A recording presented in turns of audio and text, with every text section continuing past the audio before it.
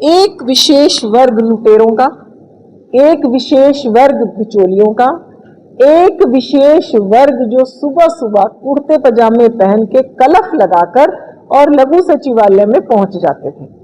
हुड्डा साहब की सरकार थी, उससे पहले इनेलो की सरकार थी। वो बिचौलिए बदलते रहते हैं। वो पहले इनेलो की सरकार में काम करते थे, फिर हुड्डा साहब की सरकार में काम करने लगे। अब या तो आपको अपनी जमीन बेचनी पड़ेगी, या आपको घर बेचना पड़ेगा, या आपको माँ की जेवर बेचने पड़ेंगे। अब जब मान लो मैंने बेच तो दिए, लेकिन अब कोई मीडिएटर तो चाहिए ना सेटिंग करवाने के लिए। आपको पता है HCS की नौकरियां कैसे मिलती थी, आपको पता है हर तरीके की नौकरी कैसे मिलती थी, या फिर उनके रिश्तेदार हो तब नौकरी मिल सकती थी। लेकिन अब मान लो मैंने जमीन भी बेच दी, मैंने 50 लाख रुपए इकट्ठे कर लिए, लेकिन अब सेटिंग करवाने वाला तो कोई चाहिए विशेष वर्ग के लोग।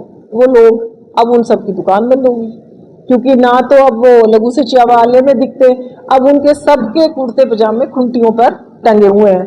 तो ये था वो विशेष वर्ग लुटेरों का, बिचौलियों का, सेटिंग करने वालों का।